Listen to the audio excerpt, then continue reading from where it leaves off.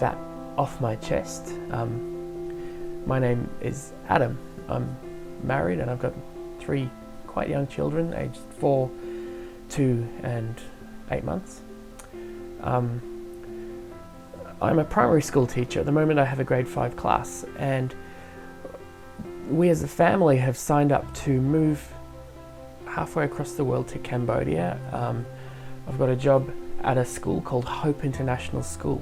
Hope International School exists to serve missionary families and to give missionary kids a good education while their parents are being missionaries overseas. I think that's really important because it keeps those missionaries working on the field in Cambodia in this particular case, but on the field where they're needed. It keeps the parents of the kids who I will teach evangelizing. It keeps them pointing people towards God's glory, and at the back of my mind the whole time we've got this Habakkuk 2 verse 14 going on, which is, for the earth will be filled with the knowledge of the glory of the Lord as the waters cover the sea. So how did this decision come about? When we made the decision to pack up our pretty good lives here in Melbourne and move across the world to a third world country and to take our young family there and to leave my good job that I quite enjoy doing, it seemed like God had called us out of the blue, that this was a really sudden thing. But looking back through different experiences in my life, different experiences of God, I could see that He was leading us towards this. So I grew up overseas. I grew up not as a missionary kid, many people assume that, but I grew up in a country called Zimbabwe, which is in southern Africa, and I moved here when I was 19. And my wife and I have often talked about going back to Africa and going back to Zimbabwe and maybe spending a couple of years there and then back to Australia. So about 2018 we've been talking about moving overseas, and Kate made a comment to me. She said, well, the kids are young, it's only going to get harder the longer we wait. And I don't think she really meant anything by that, but that stuck with me. For about a week I thought about that a lot, and it was report writing time. I remember it was report writing time because I was spending a lot of time in front of the computer, and part of what I do during report writing time is I procrastinate.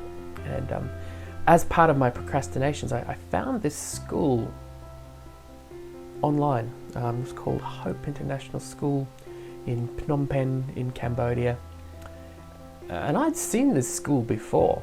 I remember I'd looked at that school a year or 2 ago and thought that'd be fun, and then looked and seen, oh, it's a missionary school, and oh, they don't pay a living wage, and I'd have to raise money and support myself financially. I'm not interested in doing that. I didn't see myself as a missionary.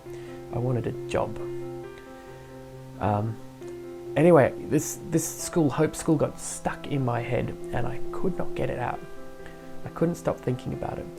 And so Sunday morning came and I prayed this prayer and I said, God, is this me feeling restless, who wants an adventure, or is this something from you? I don't know. If this is something from you, can you please confirm it to me Sunday morning? Maybe just give me a conversation or something that will confirm that to me this morning. And we went to church, and I had totally forgotten that it was Missions Sunday that Sunday morning. And as I walked into the church foyer, all around the foyer were stalls for mission organizations set up.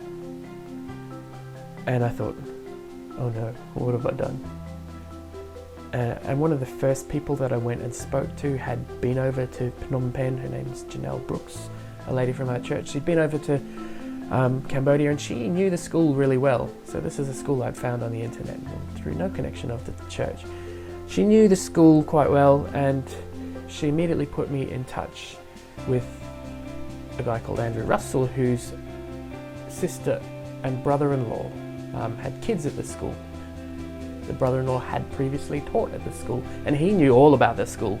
And he put me in touch with a mission organization, and the rest has been history. And God has confirmed again and again that that is where He wants me to go.